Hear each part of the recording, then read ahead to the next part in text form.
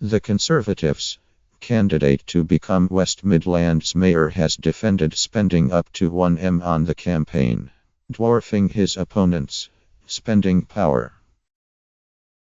Andy Street, the former John Lewis boss who quit to run for the role, said targeting voters' spending rules could be justified. The role was vital to 2.5 million people in Birmingham and the surrounding area. The comments come ahead of a tightly fought race and a string of mayoral contests to be held on Thursday. Many council elections are also happening that day. There is a strict spending limit of about £130,000 during the final 5 weeks leading up to the 4 May election, but there is no cap on spending. That and most of Street's material was distributed during January, February and March. In an interview on BBC Radio 4's Today programme on Monday, Street said, "I haven't spent quite £1 million. But I have spent a substantial amount more than my opponents, and actually I think that's okay.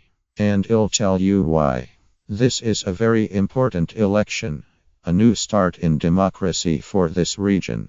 It is 2.5 million people, and so it is absolutely appropriate.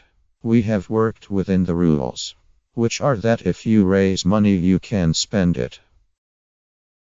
Campaign spending will have to be declared to the Electoral Commission by mid-June, and details of larger donations will be published on its website later in the year."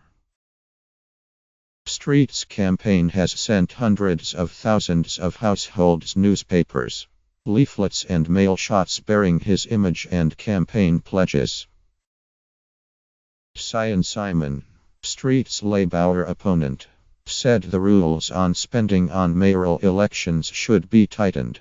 "You can't blame Andy sticking to the rules, but it does beg the question whether the rules are right.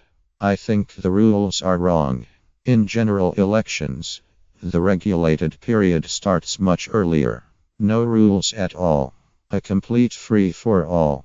Until 6 weeks before polling day. I don't think that's the right way to go about it." Labour's campaign spending is thought to be between £100,000 and £200,000. It has focused on social media campaigning and phone banks, where volunteers call up voters to ask for their support. The Lib Dem candidate has spent about £50,000.